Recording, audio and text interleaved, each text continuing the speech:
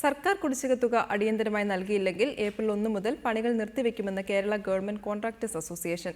Thiruvananthapuram medical കോളേജിലെ operation തിയേറ്ററുകളുടെ പണികൾ ഉൾപ്പെടെ നിർത്തിവെക്കുമെന്ന് സംഘടന മുന്നറിയിപ്പ് നൽകി. 2014-15 ബജറ്റിൽ വകയിരുത്തിയ തുകയുടെ 60% വിതരണം ചെയ്ത് കുടിശ്ശിക തീർക്കണമെന്നാണ് കരാറുകാരുടെ ആവശ്യം. റോഡ് നിർമ്മാണം, കെട്ടിട നിർമ്മാണം എന്നിവയുൾപ്പെടെ സർക്കാരിന് വേണ്ടി 1 വർഷം മുൻപ് പൂർത്തിയാക്കിയ പണികളുടെ തുക പോലും ലഭിക്കാത്തതിൽ പ്രതിഷേധിച്ച് പബ്ലിക് ഓഫീസിന് മുന്നിൽ നിരാഹാര സമരം നടത്തുകയാണ് കരാറുകാർ. 2014-15 ബഡ്ജറ്റിൽ പൊതുമരാമത്ത് കെട്ടിട വിഭാഗത്തിന് 1130 കോടി രൂപയാണ് അനുവദിച്ചിരുന്നത്. ഇതിൽ 253 കോടി രൂപ മാത്രമാണ് കരാറുകാർക്ക് വിതരണം ചെയ്തത്.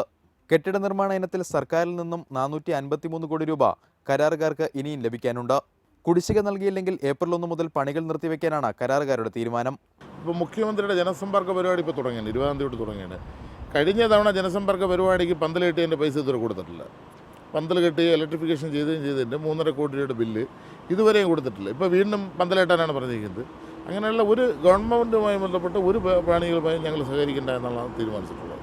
കുടിശ്ശിക ലഭിക്കാതെ പൂർത്തിയായ പണികളുടെ ഉദ്ഘാടനം നിർവഹിക്കാൻ മന്ത്രിമാരെ അനുവദിക്കില്ലെന്നും കേരള ഗവൺമെന്റ് കോൺട്രാക്ടേഴ്സ് അസോസിയേഷൻ അറിയിച്ചു. റിപ്പോർട്ടർ, തിരുവനന്തപുരം.